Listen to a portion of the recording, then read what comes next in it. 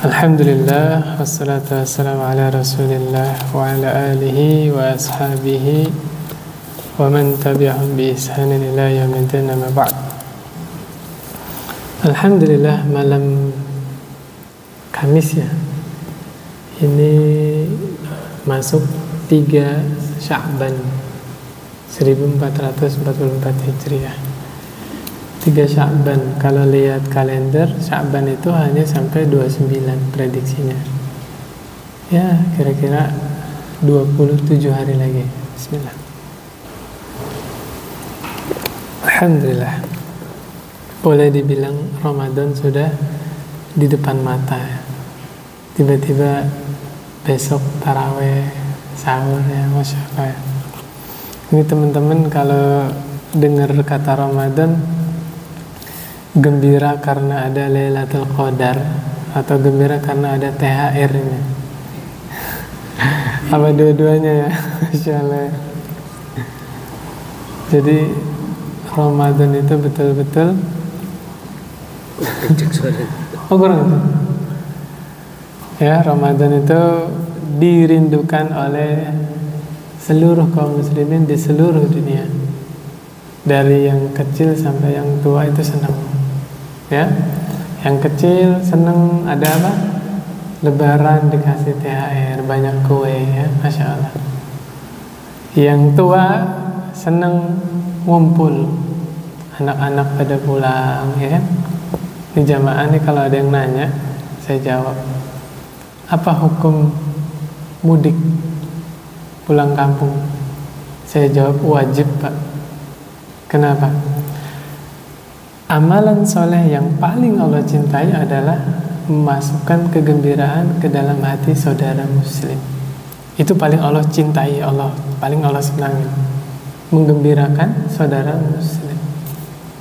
Kalau dengan mudik itu orang tua jadi bahagia, bahkan kepulangan kita diharapkan oleh orang tua, ya, maksudnya paham Pak ya? Menyenangkan hati saudara muslim itu sudah Allah cintai, paling Allah cintai. Apalagi yang kita bikin senang adalah orang tua, maka jatuhnya bisa wajib mudik ya, pulang kampung. Bahkan kalau kita punya kemampuan, punya rezeki yang lebih, mudik jangan nunggu lebaran Pak. Setiap bulan bisa mudik Pak. Tapi kalau orang tuanya dekat sini, tiap pekan pulang ya, salim, sekedar mampir cium tangan ibunya, bapaknya, ikut makan sebentar, pulang, bayar dulu Pak ya. Di warteg aja bayar, masa makan di rumah orang tua nggak ngasih apa-apa sama orang tua. Bisa jatuhnya wajib. Kenapa? Dengan niat berbakti kepada orang tua, menyenangkan orang. Oh, luar biasa jemaah sekalian. Orang tua itu senang kalau pas lebaran anak-anak kumpul ya. Apalagi malam Id sudah ada di situ. Ya, takbiran itu, Masya Allah, luar biasa. Itu momen yang paling membahagiakan ya. Mumpung orang tuanya masih ada. Ini di sini orang tua ya. Berarti anaknya yang kesini Pak ya. Iya. Ingetin anaknya Pak, mumpung bapak masih ada loh, biar datang anaknya. Gituin Pak, nggak apa-apa Pak. Ya. Kalau orang tuanya udah nggak ada gimana? Doakan orang tuanya. Para ulama menjelaskan, sudah dihitung bakti kepada orang tua seorang anak yang mendoakan orang tuanya minimal sehari semalam 5 kali. Berapa kali Pak? 5 kali, itu minimal.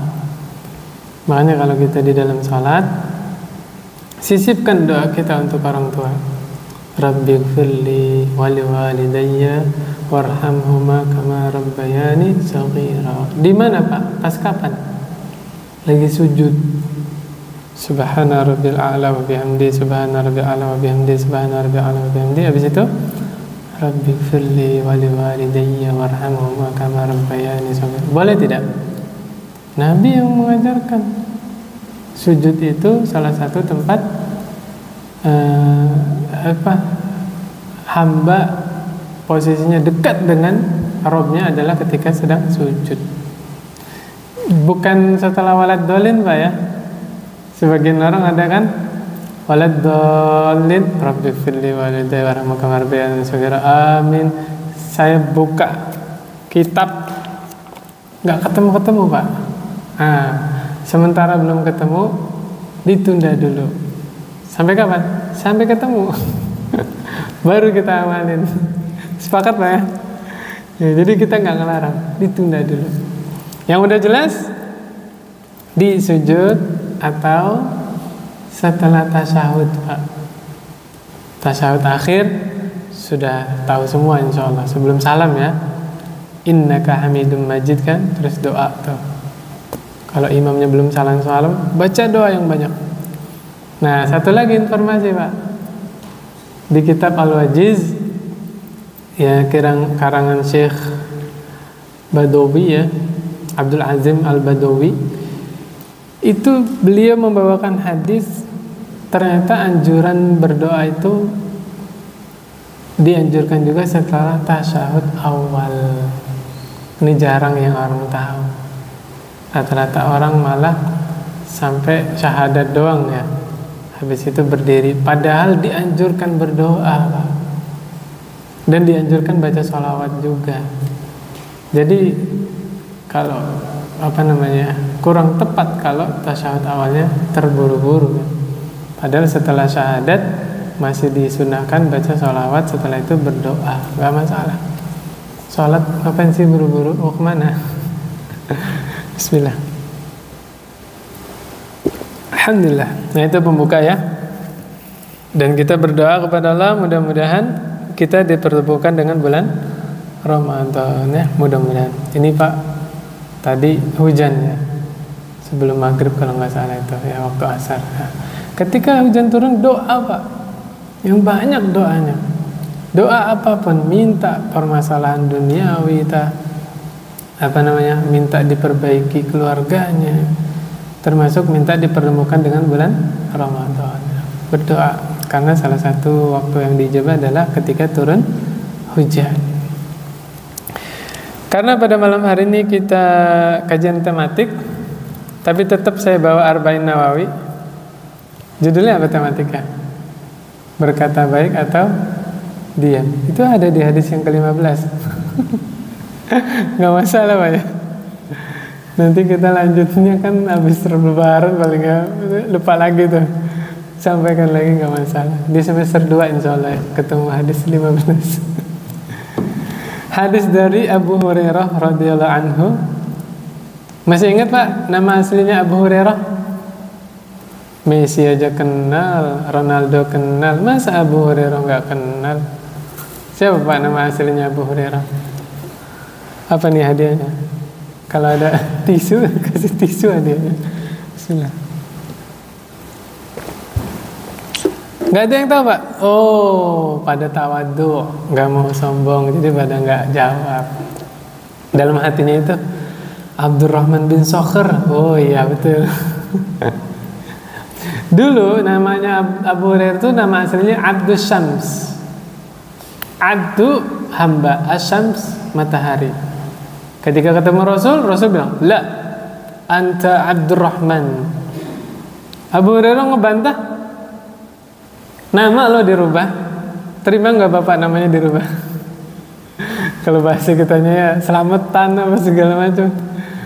Orang tua saya susah nyari namanya gitu kan. Abu Hurairah apa? Naam, ana Abdurrahman. Masya Allah. Itu sahabat Pak. Sampai level ketaatan sahabat tuh sampai level namanya dirubah tetap ridho. Hamba matahari namanya jelek apa bagus Pak? Jelek, syirik ya. Hamba matahari dirubah sama Rasulullah, anta Abdurrahman. Masya Allah. Jadilah mulai saat itu namanya berubah jadi Abdurrahman. Nama bapaknya Sokhr. Kalau di tulisan Arabnya Abdurrahman ibni Sokhrin. Ya, kalau diwakafkan jadinya Sokhr. Kemudian Abu Hurairah dapat dikasih kunyah, yaitu namanya Abu Hurairah. Nama aslinya Abdurrahman, beliau punya kunyah Abu Hurairah. Karena nama Abdurrahman itu banyak. Abdurrahman mana nih? Abdurrahman BPI apa Abdurrahman Cikerut? Akhirnya perlu dibedakan. Jadilah disebutnya Abu Hurairah. Seperti sahabat yang bernama Abdullah itu banyak, Pak. Abdullah, bismillah. Alhamdulillah. Sahabat yang namanya Abdullah itu banyak. Abdullah ibnu Abbas, Abdullah ibnu Umar, Abdullah ibnu Mas'ud, Abdullah ibnu Ammar ibnu As. Abdullah itu mana namanya? Kalau lagi ngumpul semua, wahai Abdullah, nengok empat-empatnya. Nah, makanya perlu pembedaan. Akhirnya lebih dikenal apanya? Ibnunya. Ibnu Abbas, Ibnu Umar, Ibnu Mas'ud, Ibnu Ammar, ya kan? Lebih dikenal ibnunya. Ibnu siapa nih? Ke bapaknya. Jadi para sahabat dulu kalau dipanggil nama bapaknya seneng, Pak, bangga. Termasuk Imam Syafi'i itu nama aslinya siapa, Pak? Imam Syafi'i itu loh, gurunya Imam Ahmad, bukan saya. Siapa Pak nama aslinya? Muhammad bin Idris bin Abbas bin Syafi'i. Tuh, Syafi'i itu nama kakeknya, bapaknya kakeknya. Terkenal sampai sekarang dengan nama apa? Kakeknya. Bangga, Pak, dipanggil Syafi'i. Bapak itu kakek saya. Nah, anak sekarang dipanggil bapaknya. Marah. Bener gak, Pak? Itu bedanya salaf sama anak zaman sekarang. Kita juga yang bikin marah sih, manggilnya kadang-kadang dengan nada ejekan, ya kan? Nah, itu keliru. Di dalam hadis Nabi Muhammad SAW pernah mengingatkan sahabat, salah satu kebiasaan jahiliyah itu ya sebelum datang Islam ya, adalah mencela nasab. Itu nggak boleh, ya. Termasuk kata Rasulullah SAW, di antara yang dilaknat sama Allah dan Rasulnya adalah orang yang melaknat orang tuanya. Loh, emang ada anak melaknat orang tuanya? Itu heran sahabat ketika dengar hadis begitu. Ya Rasulullah, memang ada anak yang melaknat orang tuanya? Saking apanya? Sahabat nanya begitu. Mustahil di kalangan kaum muslimin ada yang durhaka kepada orang tua sampai melaknat orang tuanya. Saking ajaran birrul walidain di tengah Rasulullah SAW itu benar-benar kuat. Anak-anak itu sayang sama orang tuanya. Makanya sahabat nanya, ya Rasulullah SAW, emang ada anak melaknat orang tuanya? Apa kata Rasulullah SAW? Si fulan, anak ini melaknat orang tua temennya. Nah, ganti temennya, terima nggak dilaknat bapaknya, ibunya? Nggak terima. Dia akhirnya melaknat orang tuanya dia. Nah, ini dihukumi dia telah melaknat orang tuanya sendiri. Itu Pak. Dengan sebab kita menghina orang tua teman kita, balas teman kitanya menghina orang tua kita, dihukumi apa? Sama saja kita menghina orang tua sendiri. Na'udzubillah. Nah, ini harus kita tanamkan karena nggak boleh ya menghina orang, merendahkan orang. Situ seneng nggak kalau bapakmu dihina, direndahkan? Kamu menghina temenmu nggak terima, akhirnya temenmu balas, bukan kamu yang dihina, bapakmu yang dihina, gimana? Nah, jadinya ribut, jadinya berantem, ya. Beda Pak ya rasanya kalau kita dihina sama yang dihina bapaknya. Lebih sakit mana Kak? Orang tua kita dihina, nggak terima kita. Betul kalau kita dihina sakit hati kan? Tapi kalau yang dihina orang tua kita lebih sakit hati lagi. Nah, demikian. Kasih tahu ke anaknya. Ini sudah masuk bahasan, Pak. Ya kan? Berkata baik atau diam. Kalau nggak bisa memuji, maka jangan menghina, jangan mencela, gitu ya. Rasulullah SAW bersabda, "Man kana yu'minu billahi wal yawmil akhir falyaqul khairan aw liyasmut." Kata Nabi Muhammad SAW, barang siapa yang beriman kepada Allah dan beriman kepada hari akhir, maka berkata baik atau diam. Nabi mengajarkan manhaj dalam pembicaraan. Manhajnya Nabi itu pilihannya cuma dua, berkata baik atau diam. Tidak ada pilihan ketiga.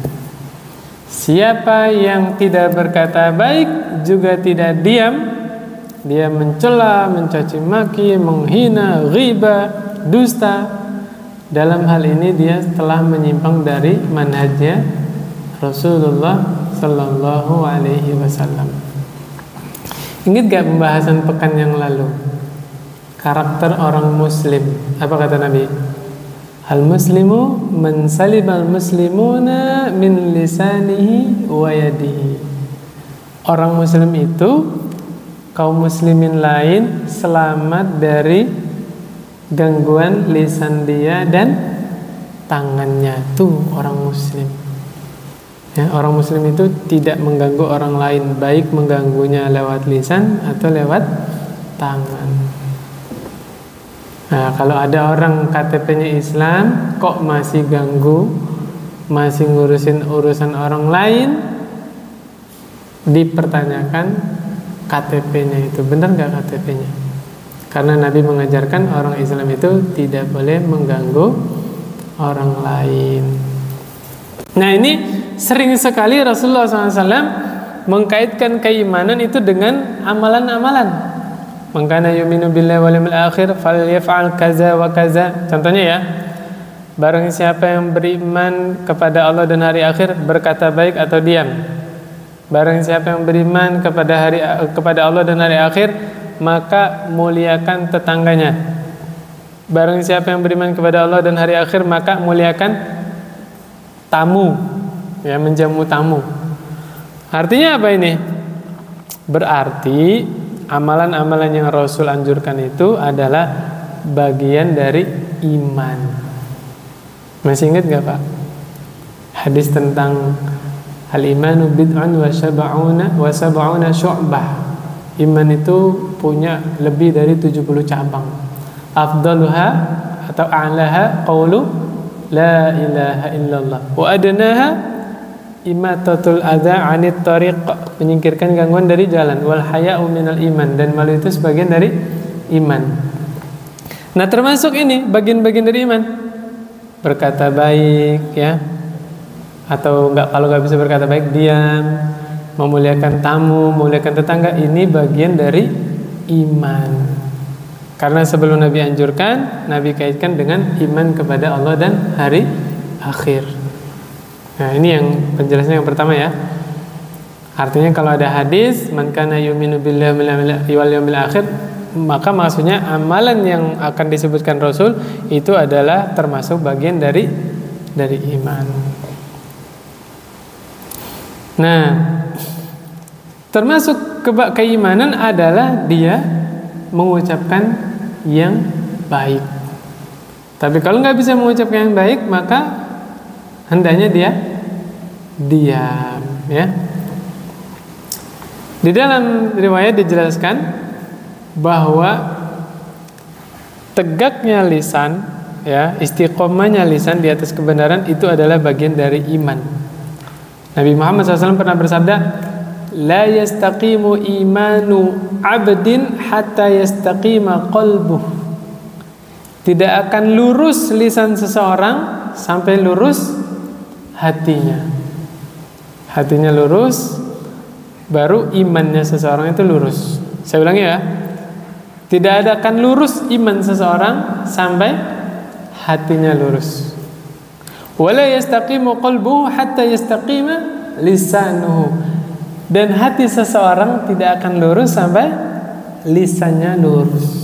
Maksudnya apa? Kalau lisannya sudah baik, lurus, hatinya juga baik, lurus, ya, sesuai dengan yang Allah ridhoi. Kalau hatinya sudah baik, maka imannya juga lurus. Berarti iman, hati, lisan ini saling berkaitan. Begitu juga sebaliknya. Lisan itu menuangkan apa yang ada di dalam hati. Benar nggak Pak? Kayak tadi ini isinya tadi apa? Kolak, air putih. Saya tuangkan ke dalam gelas, yang keluar apa Pak? Air putih. Isinya air putih, dituang ke gelas, isinya apa? Keluarnya air putih juga. Begitulah seorang muslim. Lisan itu menuangkan apa yang ada di dalam hati. Paham maksudnya Pak ya? Nah, kalau ada orang kok ngomongnya jelek, kalau marah, kalau kesel, wah, kebun binatang Pak keluar sama kandang-kandangnya Pak. Berarti di dalam hatinya apa isinya Pak? Paham maksudnya Pak ya? Oh, itu musibah yang saat ini menimpa generasi penerus kaum muslimin yang muda-muda ya.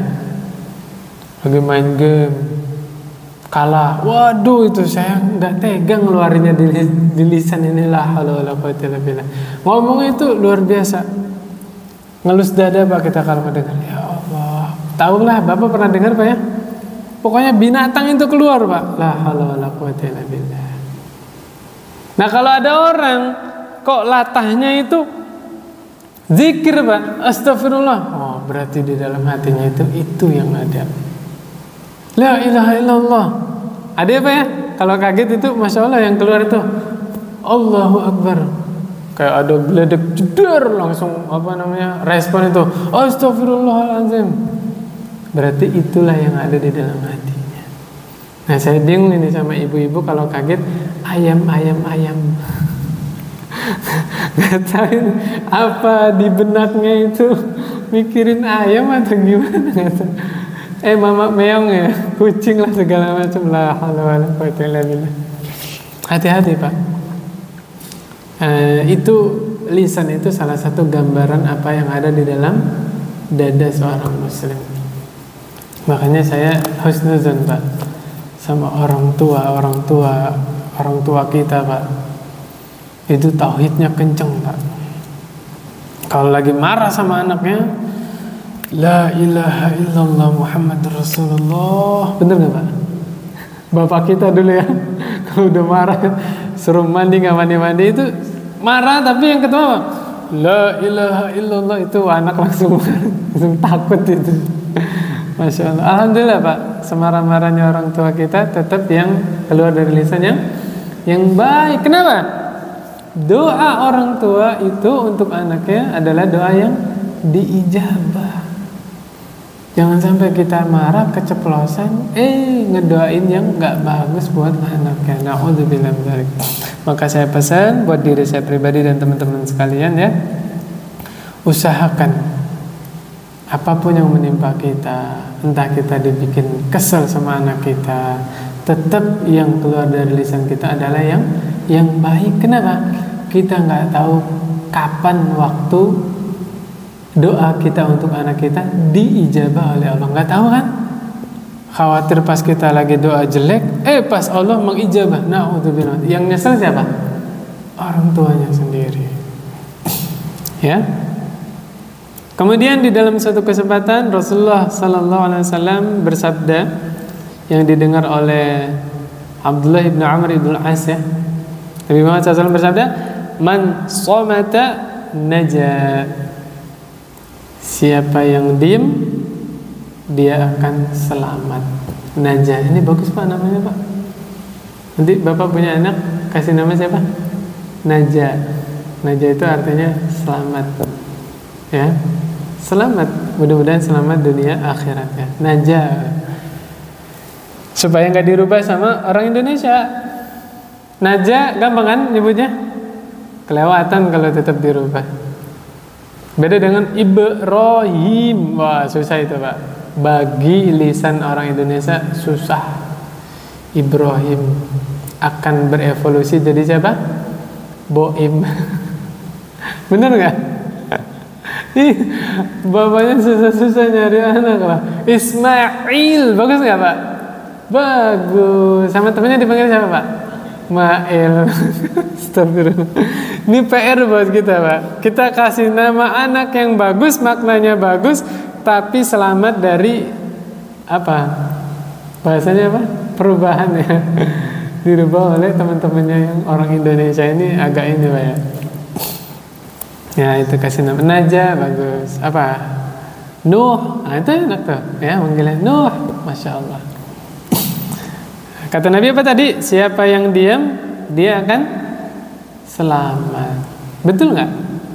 Betul. Nih kita dapat keterangannya dari Umar ibn Khattab. Umar ibn Khattab bilang begini, Man kasura kalamuhu kasura saqatuhu. Siapa yang banyak bicara maka dia akan banyak salahnya. Wa man kasura saqatuhu kasurat zunubuhu. Siapa yang banyak bicara siapa yang banyak salahnya maka banyak dosanya. Wa man kasurat zunubuhu kanatin naru aula bih. Siapa yang banyak dosanya dia paling berhak masuk neraka. Na'udzubillah min dzalik. Sejalan enggak sama hadis Nabi tadi? Nabi bilang apa? Siapa yang diam selamat. Kata Umar, yang banyak omong neraka. Ya, na'udzubillah. Nah ini Pak, inilah yang disebut pemahaman salaf. Kita baca hadis, baca keterangan dari sahabat, itu yang disebut pemahaman salaf. Jangan sampai kita baca hadis dipahami diri sendiri. Nah, kalau ada 10 orang melahirkan 10 pemahaman, ya nggak Pak? Nah, beda-beda jadinya. Tapi kalau kita baca hadis, lihat bagaimana sahabat memahaminya. Oh, bersatu Pak, karena satu pemahaman. Yang berikutnya dari Abu Hurairah lagi Pak, Masya Allah. Nama asli Abu Hurairah tadi siapa Pak? Abdurrahman ibnu Sakhr ya. Udah diganti Pak namanya Pak, walaupun nggak selamatan waktu Nabi ganti namanya. Tapi udah resmi Abdurrahman namanya.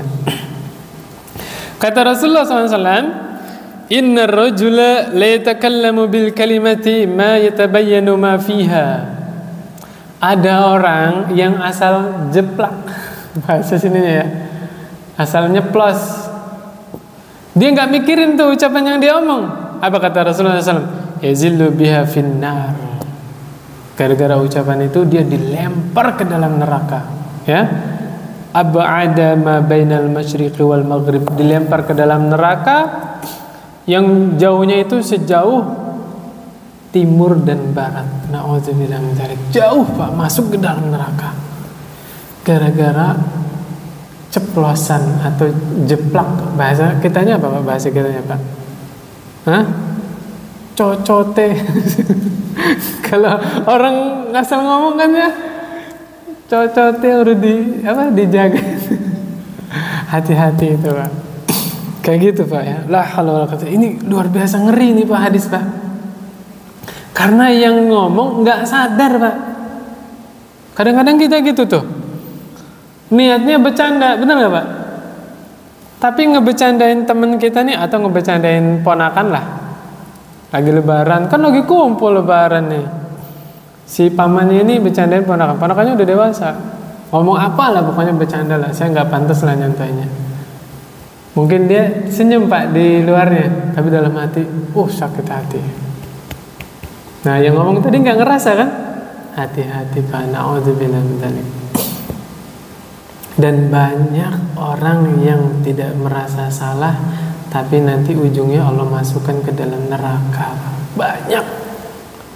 Khashi'ah wujuhu yawma idzin khashi'ah. Pada hari kiamat nanti banyak wajah-wajah tertunduk ketakutan. Amilatun nasibah. Padahal dulu di dunia dia banyak beramal. Nasibah, beramalnya sampai capek Pak. Orang banyak ibadah, dia ngerasa bakal masuk neraka? Enggak Pak. Udah ngerasa ibadahnya banyak. Tasla naran hamiyah. Ujung-ujungnya dia dilempar ke dalam neraka. Na'udzubillah. Punten Pak, saya tanya. Orang Nasrani merasa mereka di atas kebatilan? Tidak. Iya nggak Pak? Mereka merasa yang mereka yakini sekarang adalah kebenaran. Orang Yahudi merasa dirinya paling benar? Iya.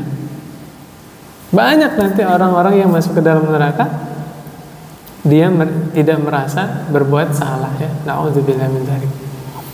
Nah, termasuk ini kita diingetin oleh Rasul. Ada orang yang nyeplos, yang ngomong tanpa berpikir, dianggapnya ringan lah, candaan biasa ya. Ternyata itu menyebabkan dia dilempar ke dalam neraka sejauh antara timur dan barat. Na'udzubillah min dzalik. Lah, makanya tadi solusinya apa kata Nabi? Man somata naja. Man somata naja. Siapa yang diam dia selamat. Udahlah, kita banyak diam aja lah. Bercandaan-bercandaan kalau yang masih aman ya silakan. Nah, gimana bercandaan masih aman? Hah? Bercanda tapi tidak merendahkan orang lain. Bercanda tapi tidak dusta. Itu yang dibolehkan di dalam syariat. Loh, gimana bercanda yang gak bohong? Nabi manggil Anas bin Malik, ya zal uzunain. Apa artinya? Pemilik dua telinga. Ya emang iya kan. Nabi manggil Anas bin Malik. Anas bin Malik kan pelayannya ya, pembantunya. Ya zal uzunain. Anak kan digituin, mikir ketawa. Masya Allah. Apa lagi? Nabi pernah bercandain sahabat. Ya Rasulullah sallallahu alaihi wasallam, bawa aku bersamamu ya Rasulullah. Ayo, kata Nabi. Naik apa? Anak onta. Akhirnya diambilin onta. Ontanya besar. Katanya saya naik onta ya Rasulullah. Lah, ini onta gede kan? Dia anak siapa? Anak onta. Paham gak maksudnya? Paham ya? Onta walaupun udah besar, udah tua, tetap aja anaknya siapa? Anaknya onta gitu.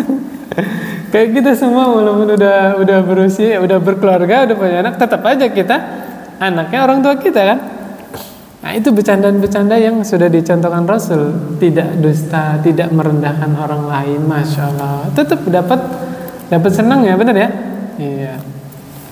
Nah, ini yang kadang-kadang kurang diperhatikan oleh sebagian saudara-saudara kita kaum muslimin. Niatnya betul, ingin menghibur yang hadir di situ, tapi kadang-kadang kurang ilmu, akhirnya dia pakai bercandaan yang dusta, candaan yang merendahkan orang lain. Nah, ini tidak diharapkan ya.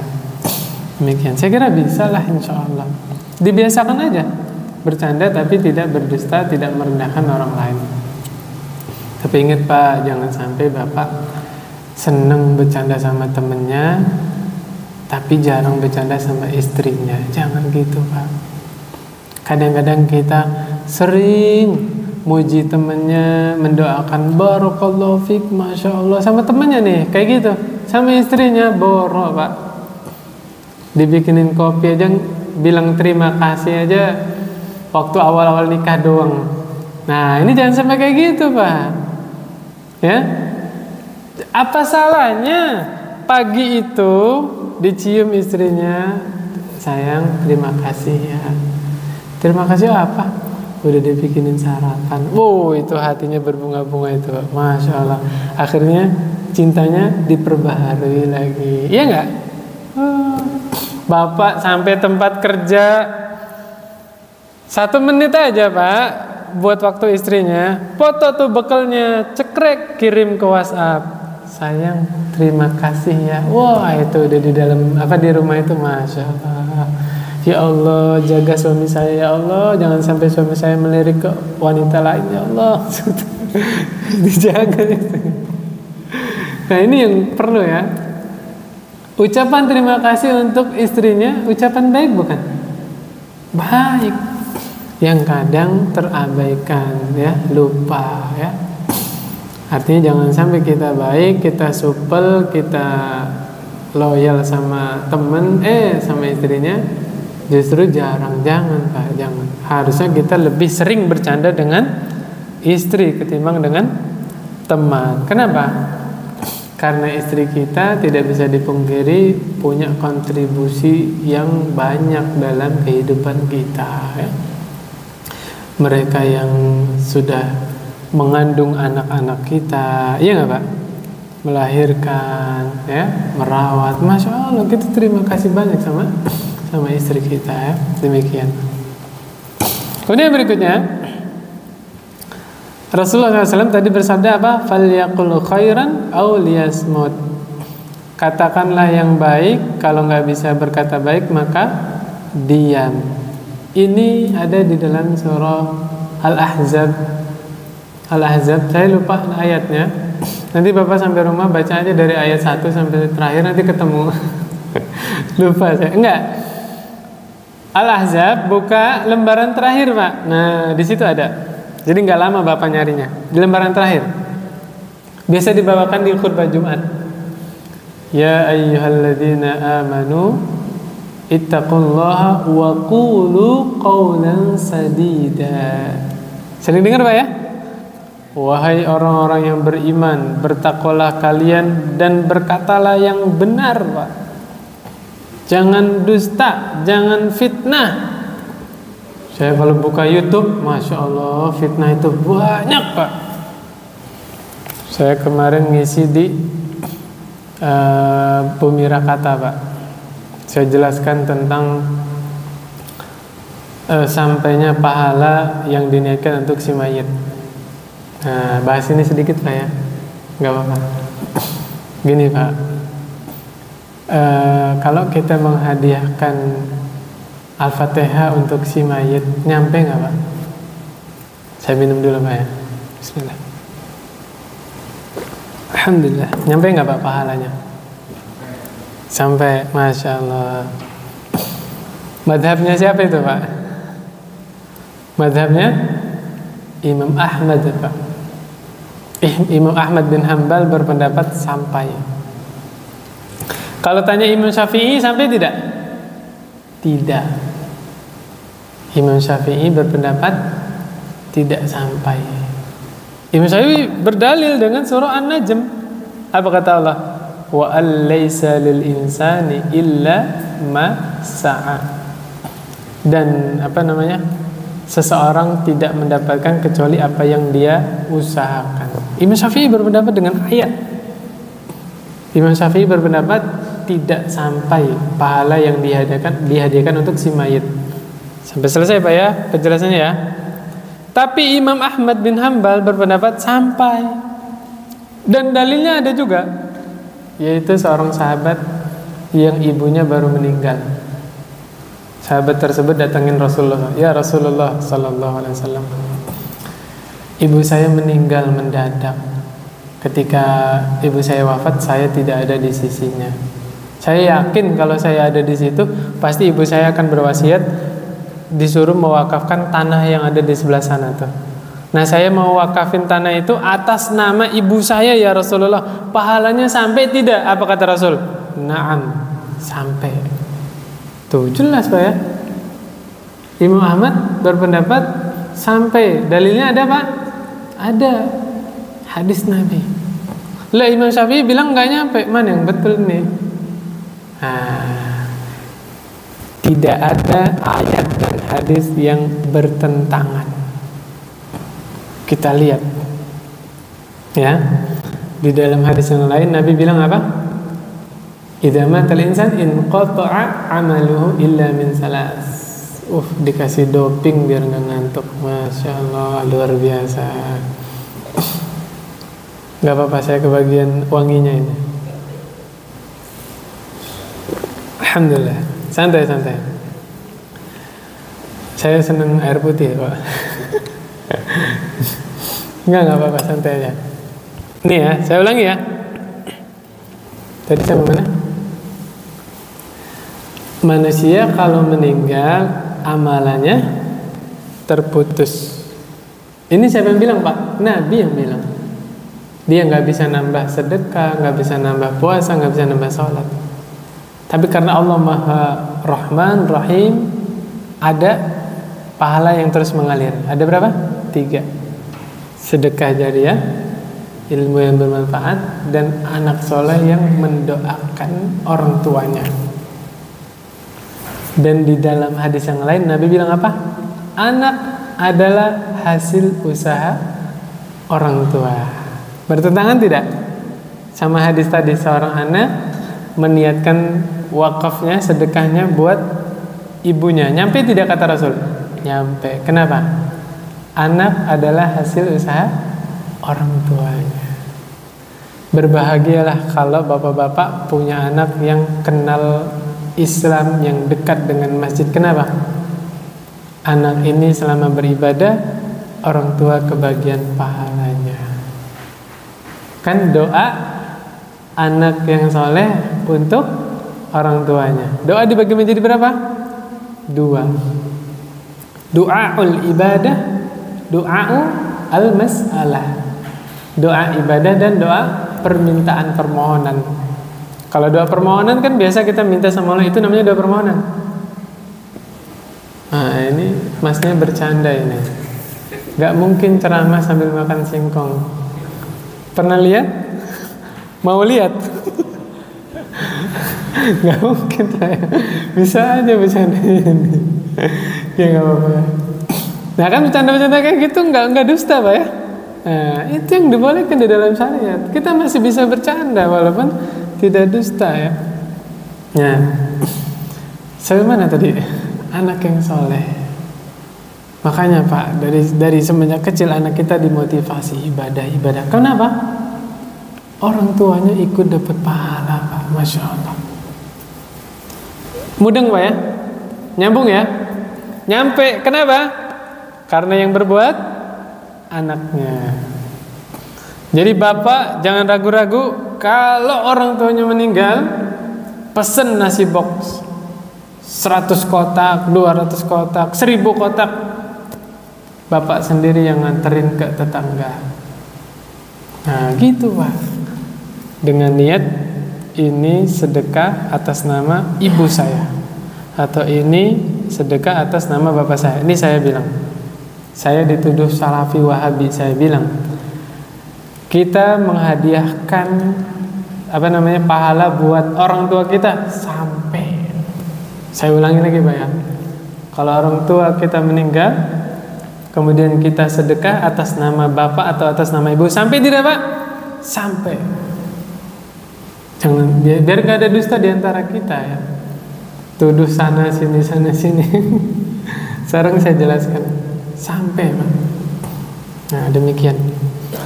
Dan saya yakin tetangga-tetangga teman-teman itu seneng kalau dianterin berkat, bener nggak? Iya. Dia nggak usah susah payah capek-capek datang ya kan, nungguin ustadznya selesaiin bacaannya terus doa kelamaan ya. Nggak usah basa-basi Pak, pesen catering, nasi itu datang, bapak yang anterin. Assalamualaikum. Ada apa ini? Ada rezeki sedikit. Udah tinggalin. Diniatkan, ya Allah, ini sedekah atas nama ibu saya. Ampunilah dosa-dosa ibu saya. Sampai tidak Pak? Sampai. Ya, Nabi yang bilang, anak adalah hasil usaha orang tuanya. Masya Allah, luar biasa itu. Itu ibunya senang Pak. Bahagia ibunya bapaknya itu, karena punya anak yang soleh tadi. Masya Allah, luar biasa. Kita balik lagi ke sini Pak, nggak usah kejauhan nanti kita nggak sesuai tema nanti ya. Tadi gimana Pak ayatnya? Ya ayyuhalladzina amanu taqullaha wa qulu qawlan sadida. Surah Al-Ahzab lembar terakhir. Saya lupa ayatnya. Wahai orang-orang beriman, bertakwalah kalian dan berkatalah yang benar. Kalau sudah berkata sudah bertakwa, sudah berkata yang benar, apa kata Allah? Yuslih lakum a'malakum. Allah akan perbaiki kehidupan kalian. A'malakum, amalan-amalan kita kan kehidupan kita kan. Amalan kita apa?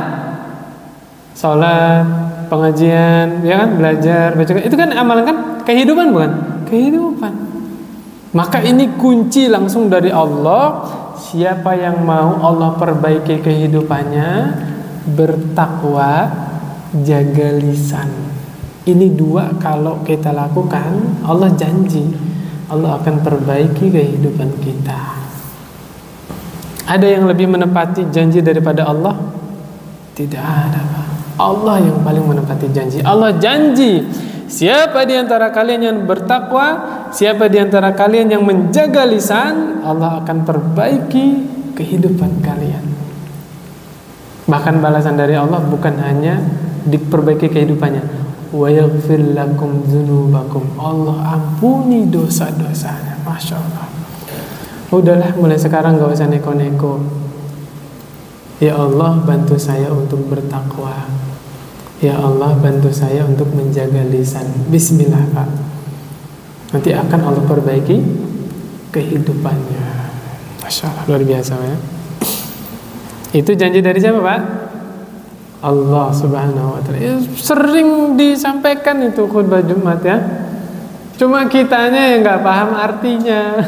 Akhirnya habis sholat Jumat ya gitu lagi. Coba kalau kita paham. Oh, ternyata Allah sudah kasih kisi-kisi ya bahasanya.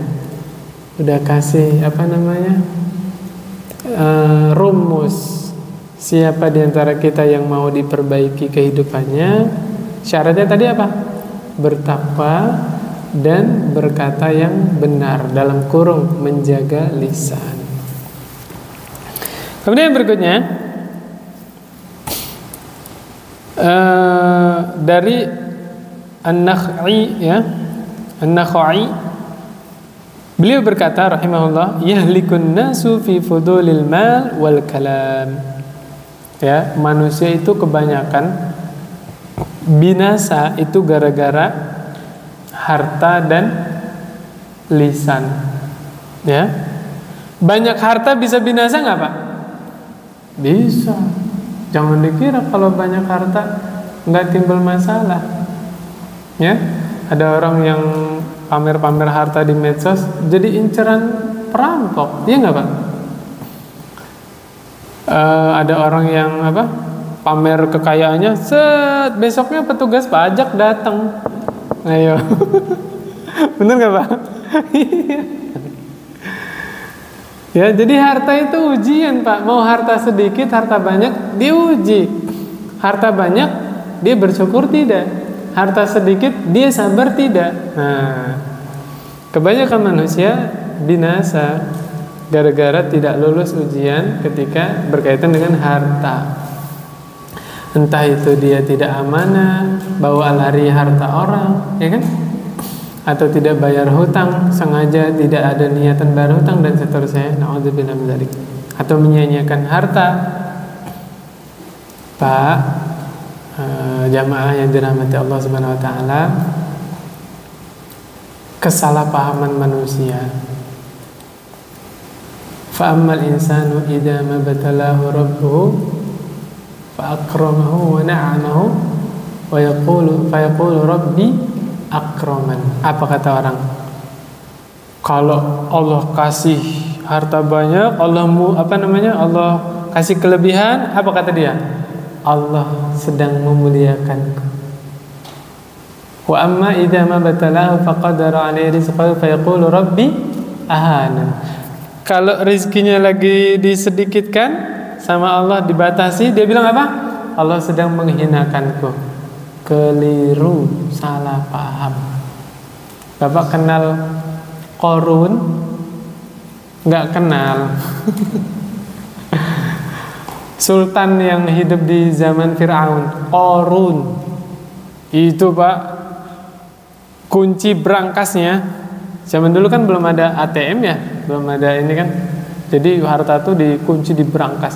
Itu kunci berangkasnya aja dipikul sama karyawannya, Pak. Kuncinya doang, Pak. Hartanya itu seberapa itu? Pertanyaannya, Qarun sedang dimuliakan oleh Allah? Tidak. Gimana wafatnya Qarun? Allah benamkan ke dalam bumi beserta harta-hartanya. Makanya kita kalau gali tanah nemu harta disebut harta Qarun. Tapi orang Indonesia berat ngucapin kok, jadinya karun, harta karun, iya nggak, Pak? Nah, itu asalnya begitu, Pak. Kenapa disebut harta karun? Gara-gara Qarun dibenamkan beserta harta-hartanya. Jadi dinisbatkan ke sana, harta Qarun. Sampai Indonesia jadi harta karun. Nah, Masya Allah. Nah, ini jangan salah paham, Pak. Ya, orang yang sedang dilebihkan oleh Allah hartanya, jangan salah paham, dikira lagi dimuliakan. Itu lihat Qarun, enggak dimuliain. Sebaliknya, yang Allah uji dengan penyakit, dengan musibah, itu bukan Allah sedang menghinakan, bukan. Allah sedang menaikkan derajatnya. Siapa? Nabi Ayyub alaihissalam. Di dalam riwayat anaknya ada 12, Pak. Semuanya meninggal dalam waktu yang bersamaan. Hartanya ludes habis, kebunnya, ternaknya habis. Tidak sampai situ, sekujur tubuhnya itu Allah uji dengan penyakit, seluruh tubuhnya, Pak, kecuali hati dan lisan. Karena hati dan lisan beliau senantiasa berzikir kepada Allah Subhanahu wa taala. Saya tanya, Pak, Nabi Ayub sedang dihinakan? Tidak. Punten, Pak ya. Ada orang tua yang kasih nama anaknya Fir'aun, ada nggak? Nggak ada. Kenapa? Musuh Allah. Padahal Fir'aun dulu raja kan? Disebutkan di dalam umurnya itu ratusan tahun, nggak pernah sakit, Pak.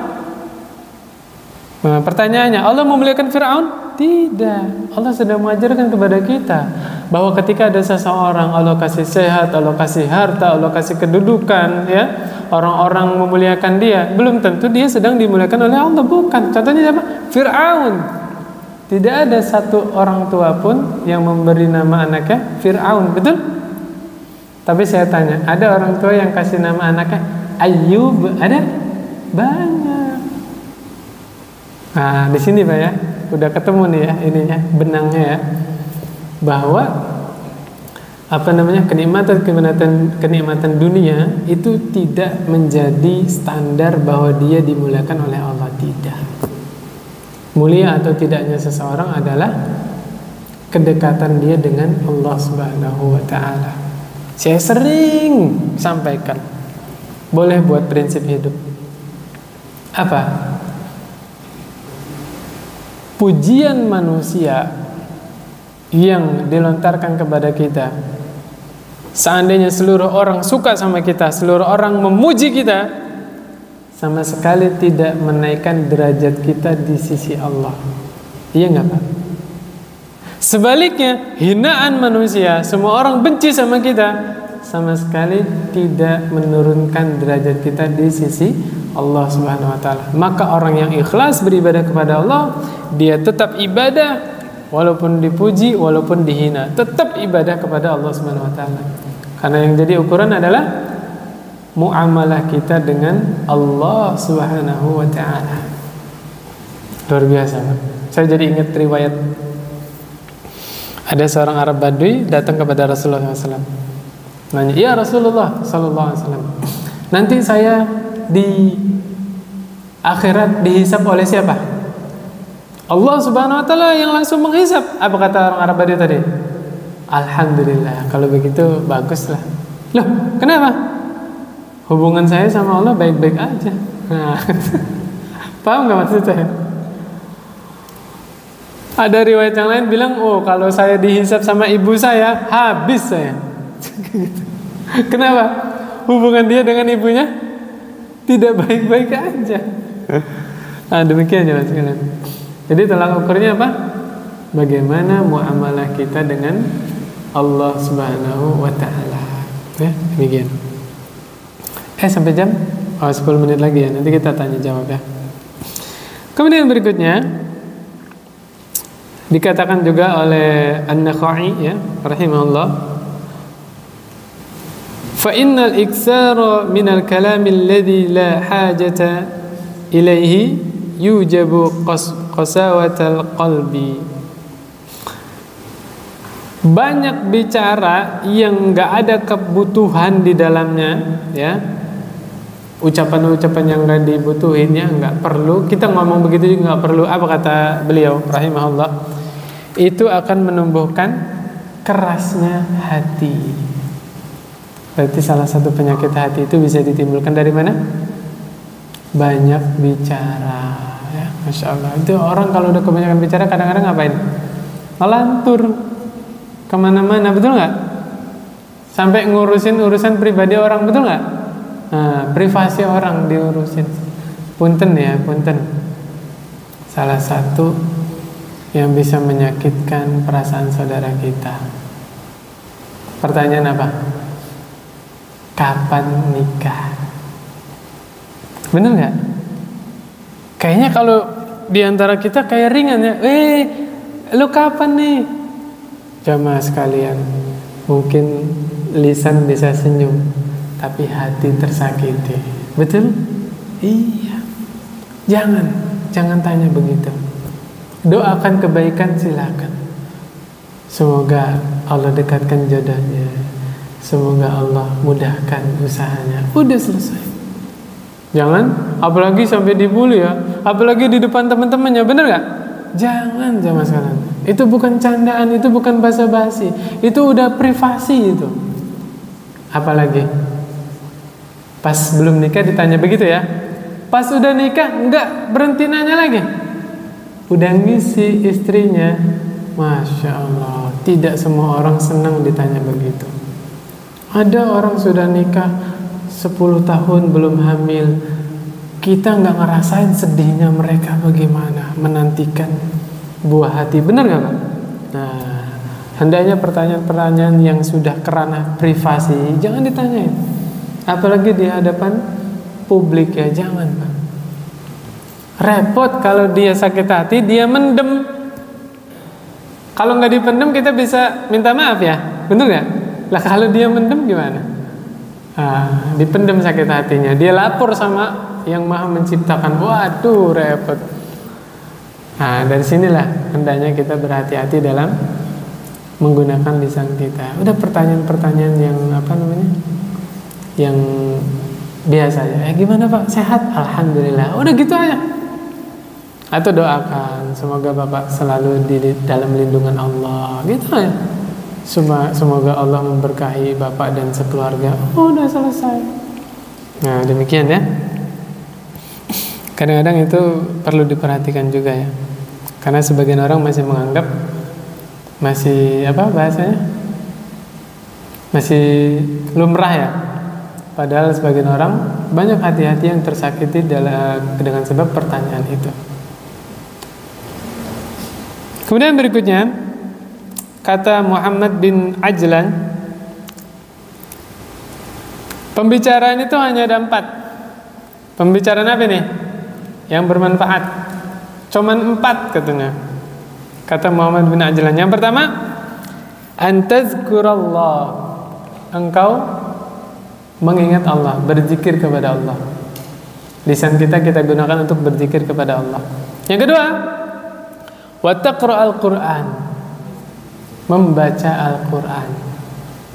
Yang ketiga, wa tas'ala an ilmin fatukhbiru bih. Engkau bicara tentang ilmu, bertanya tentang ilmu, kemudian dikabarkan. Berarti apa ini? Pengajian ya, tanya jawab, itu yang bermanfaat. Nah, yang keempat, takallama fiha ya'nika min amrid dunyaka, yaitu engkau berbicara masalah dunia tapi yang bermanfaat. Ya. Banyak masalah dunia yang bermanfaat. Misalnya tetangganya nanya ke istri kita cara bikin kue. Duniawi bukan Pak? Duniawi, tapi manfaat nggak? Manfaat. Gimana sih tutorial bikin risol misalnya ya? Ibunya ini suka bikin risol dan enak, minta diajarin. Itu kan bermanfaat ya. Udah, hanya 4 itu aja. Kata siapa tadi? Muhammad bin Ajlan. Muhammad bin Ajlan menganggap selain itu kurang faedah, kurang bermanfaat.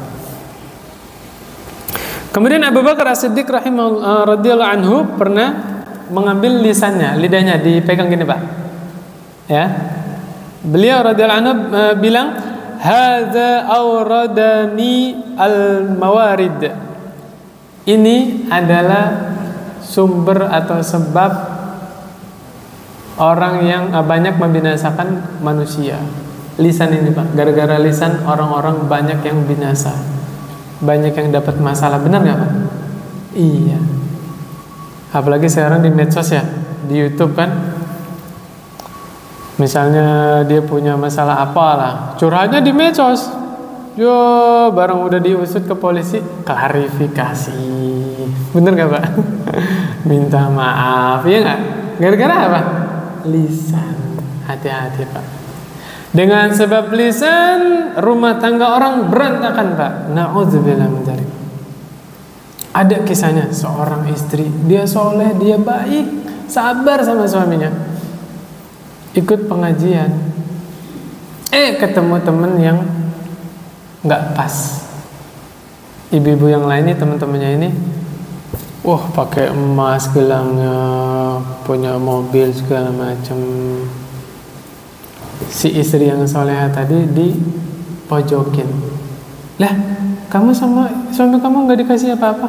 Ya Allah, jajan aja nggak dikasih. Wah, digitu-gituin Pak. Akhirnya panas.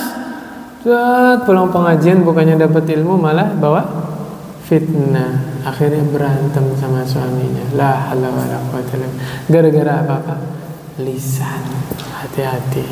Nah, itu kejadian Pak. Berantem, rumah tangga rusak gara-gara apa? Lisan. Na'udzubillah min dzalik.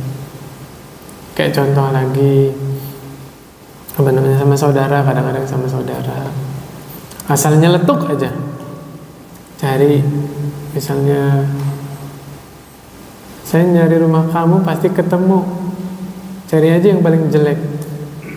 Itu kan maksudnya mau bercanda ya kan? Tapi pantas nggak? Nah itu Pak, karena tadi apa namanya, koridor candaan tidak diperhatikan, yaitu merendahkan orang lain tadi. Na'udzubillah min dzalik. Itu intinya apa? Silakan bercanda ya, bercanda sama saudaranya, bercanda sama teman, tapi jangan sampai merendahkan saudara kita ya. Saya sering sampaikan ya, kita menghormati orang lain itu bukan karena kedudukan, bukan karena usia, bukan karena kekayaan, bukan Pak. Karena apa? Karena dia seorang muslim.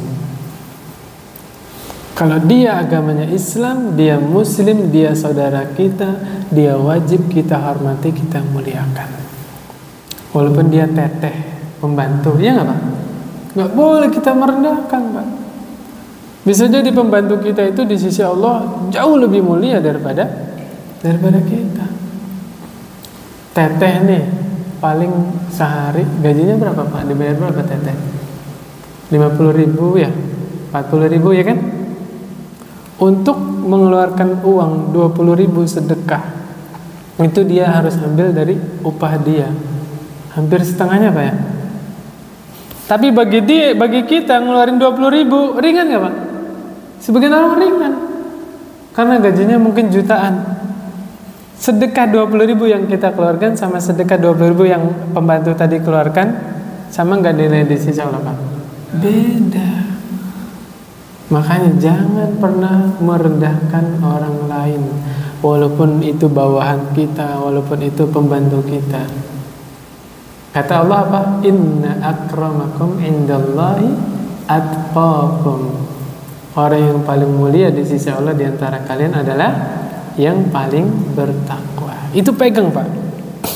Saya menghormati dia bukan karena kedudukan, bukan karena harta, bukan karena usia, tapi karena dia seorang muslim, dia hamba Allah. Dia punya kemuliaan di sisi Allah karena dia beragama Islam. Pegang itu Pak.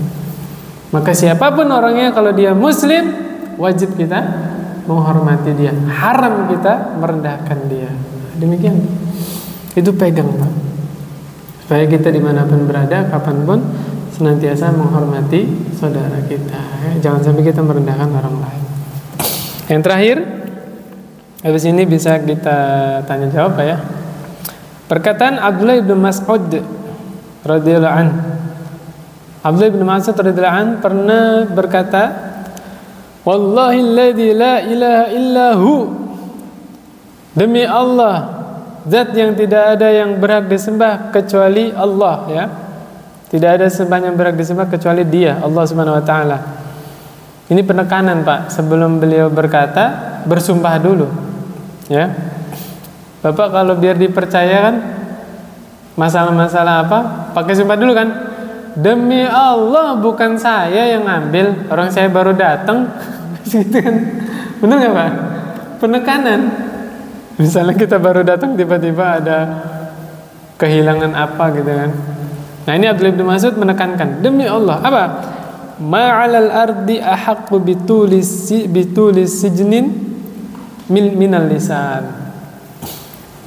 Di bumi ini gak ada sesuatu yang berhak dipenjara lebih lama kecuali lisan. Lisan ini yang berhak dipenjara dalam waktu yang lama. Apa maksudnya? Ditahan. Di penjara bahasa lainnya apa? Ditahan. Nah, sesuatu yang berhak ditahan, yang harus sering ditahan adalah lisan. Penutup Pak ya. Termasuk dihukumi bicara, dihukumi lisan adalah tulisan kita. Komentar itu juga dihukumi kita berkomentar ya, berbicara. Berarti diantaranya jaga lisan, jaga juga apa Pak? Jempol. Biasa Bapak ngetik pakai apa? Pakai ini, jentik ada nggak? Nggak ada kan? Pakai apa? Jempol. Nah, jaga lisan dan jaga jempol Pak, jaga Pak. Jangan mudah ngomentari postingan orang. Dan jangan mudah baper, tersinggung. Lihat status temennya nih di WhatsApp. Wah ini kayaknya ngomongin saya ini. Langsung dijapri. Jangan Pak. Bisa jadi dia secara umum qadarullah bertepatan dengan masalah yang sedang kita hadapi. Mungkin gak Pak? Mungkin kan? Jangan baperan ya. Udah biasa aja. Ada apa kalau Bapak baperan mendingan gak usah lihat status temennya sekalian. Udah gak usah dilihat. Ya. Besok-besok setiap lihat status ini ngomongin saya ini ya. Mendingan jangan lihat status dah, gak usah dilihat sama sekali. Udah selesai. Nah ini tadi ada pertanyaan masuk ya. Saya jawab dulu yang pertanyaan masuk Pak ya.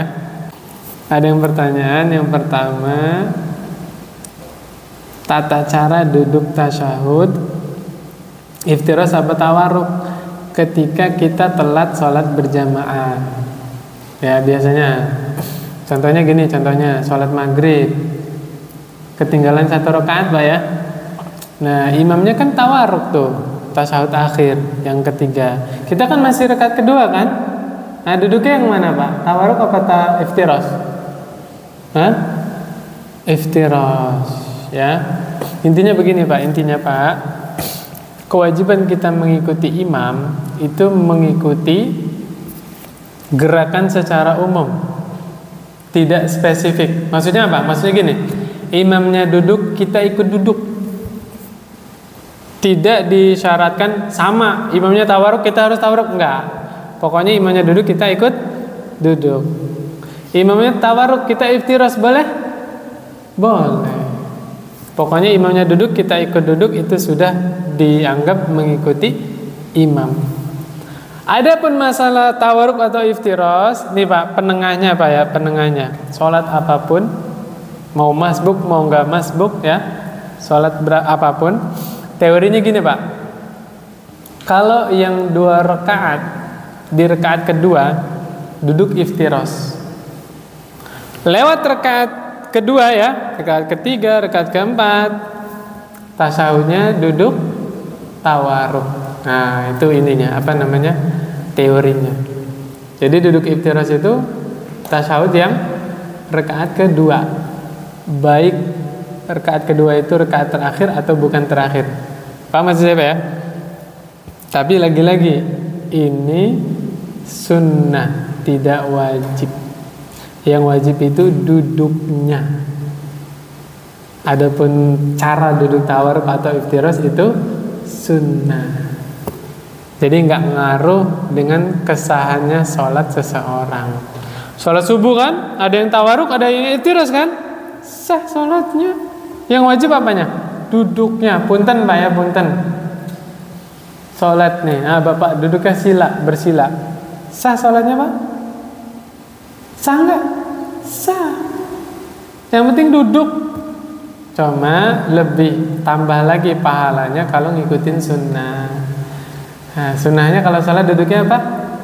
Duduk tawaruk atau duduk iftiros. Ini dari tadi saya ngomong iftiros, tawaruk, iftiros. Ngerti Pak tawaruk apa, iftiros? Ngerti Pak ya?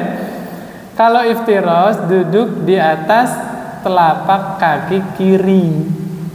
Kalau tawaruk duduk di lantai atau di apa? Pokoknya duduk di atas pantatnya lah.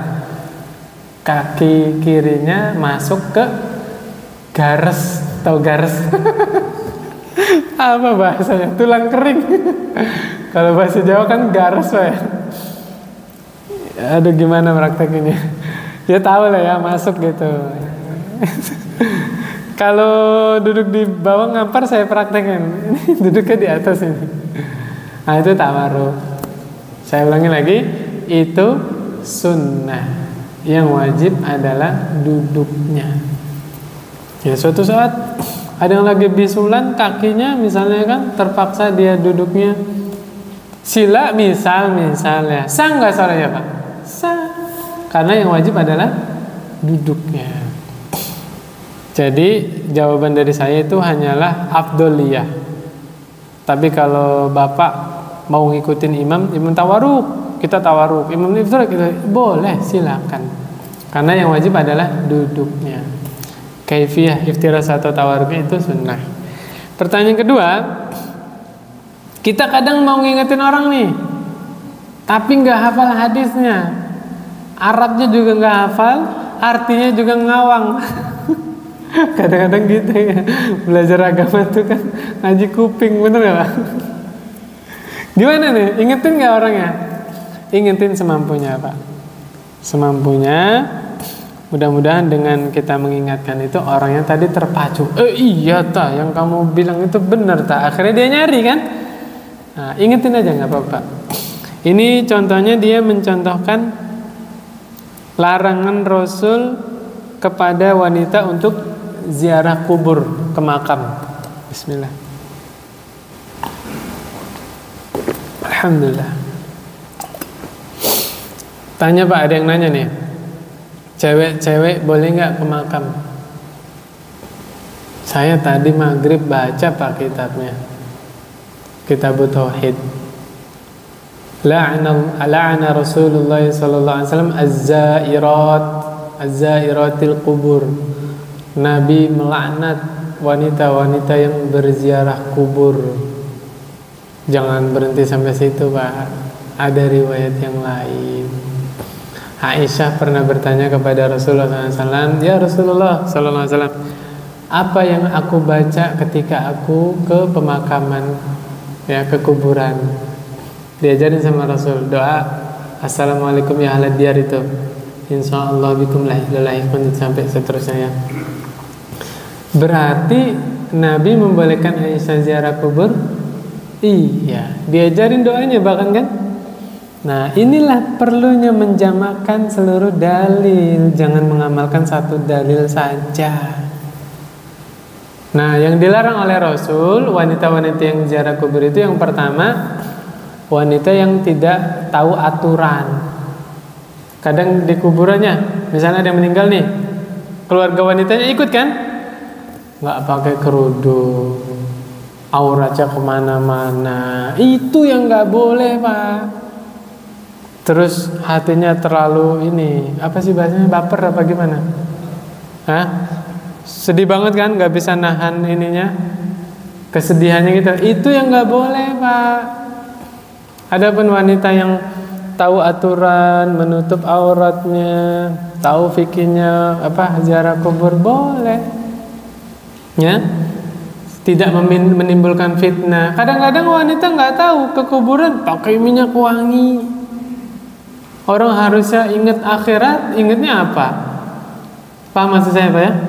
Nah, jadi dijamakan. Yang nggak boleh ziarah kubur itu wanita-wanita yang tidak tahu aturan. Tapi kalau ngerti fikihnya boleh. Dan yang dilarang itu adalah terlalu sering ziarah kubur, ya. Salah paham lagi nanti ini, dikira ngelarang ziarah kubur lagi. Repot ya. Ziarah kubur itu berpahala ketika kapan? Mengingat akhirat. Tadzakkarul maut, ya, mengingat kematian. Ya Allah, saat ini saya di atas tanah. Suatu saat tanah yang di atas saya. Nah, ingat kematian, ingat akhirat, baru berpahala.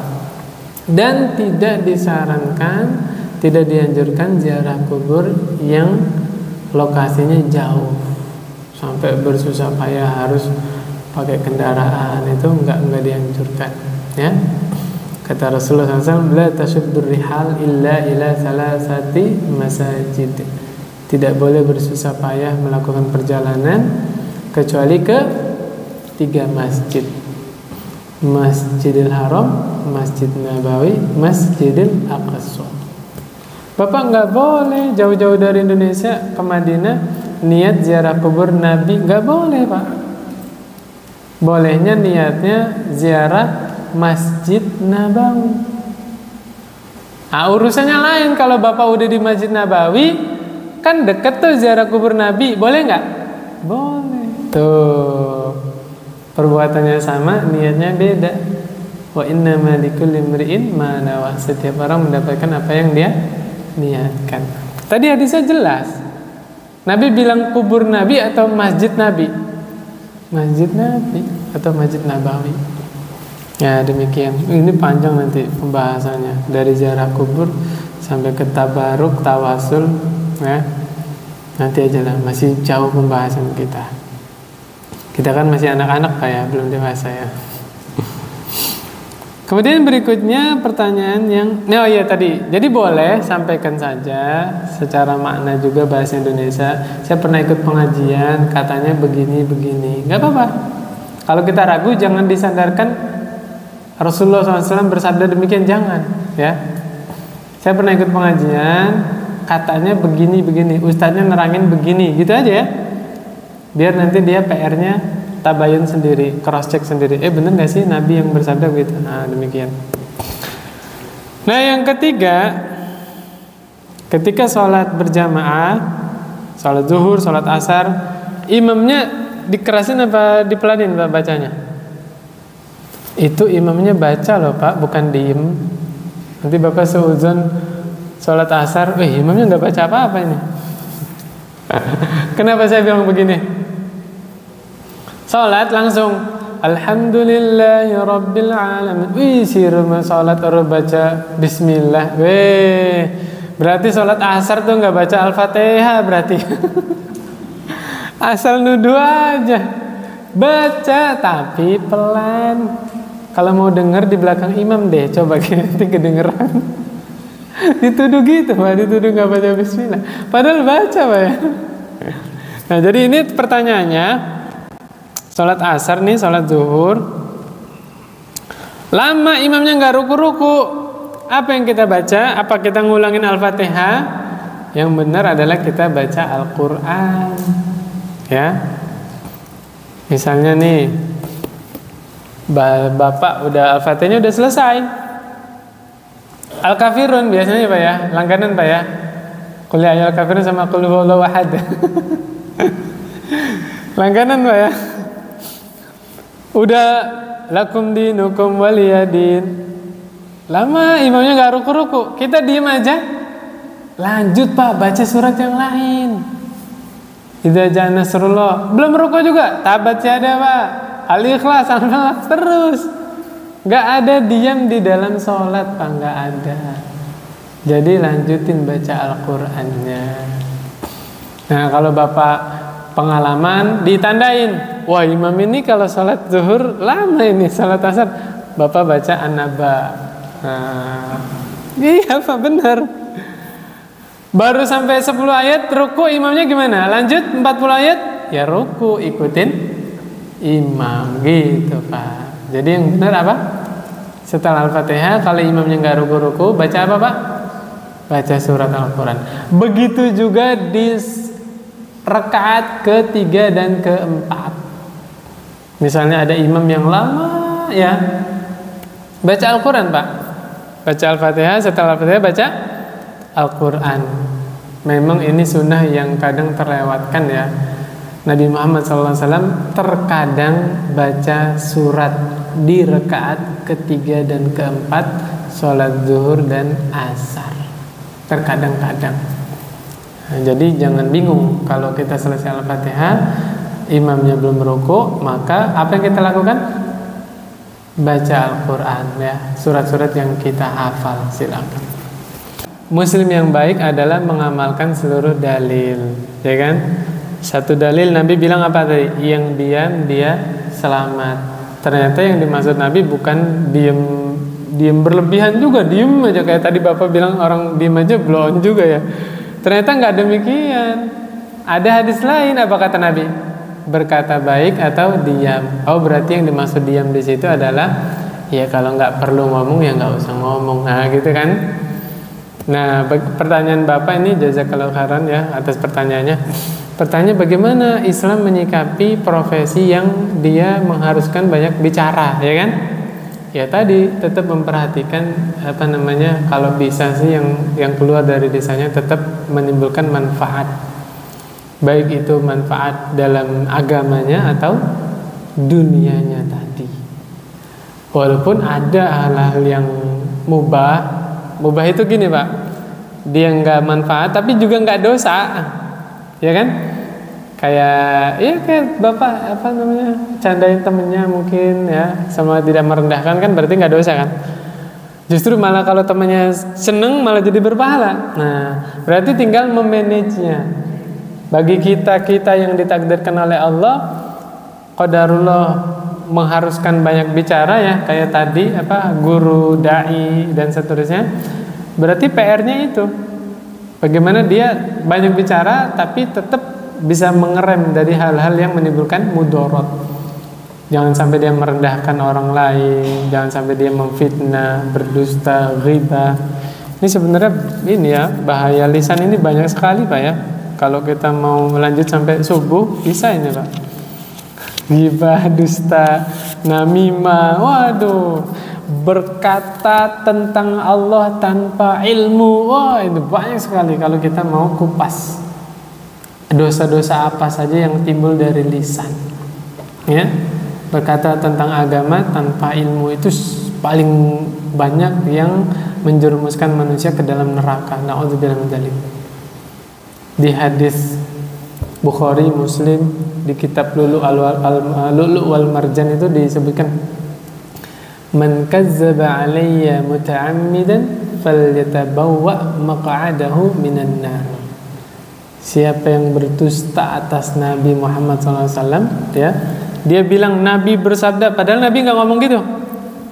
Siap-siaplah tempatnya di neraka. Na'udzubillah min dzalik. Nah dari sini harusnya kita lebih mengerem, terutama para dai ya, di ngerem. Jangan sampai kita menyampaikan sesuatu tentang Islam ternyata nggak ada dasarnya. Na'udzubillah. Intinya tadi Pak, berarti itu PR buat orang-orang yang profesinya tersebut. Bagaimana bisa memanage pembicaraan yang keluar dari lisannya tidak menimbulkan mudarat. Ya minimal dia mubah lah minimalnya, tidak berdosa, tidak bermanfaat, itu ininya paling minimnya. Kalau bisa lebih bagus yang keluar tetap yang bermanfaat. Wallahu a'lam bishawab. Untuk malam hari ini kita cukupkan ya. Mudah-mudahan tetap Allah kasih semangat, karena bisa jadi 3 kali ketemu lagi ya habis itu Ramadan. Nggak mungkin Pak habis tarawih kita kajian, nggak fokus, pada sibuk dengan kolaknya, dengan es campurnya, dengan jadi kita mudah-mudahan bisa manfaatkan ya sisa-sisa waktu kita kajian di bulan Sya'ban ini ya. Subhanakallahumma wa bihamdik asyhadu an la ilaha illa anta astaghfiruka wa atubu ilaik. Assalamualaikum warahmatullahi wabarakatuh.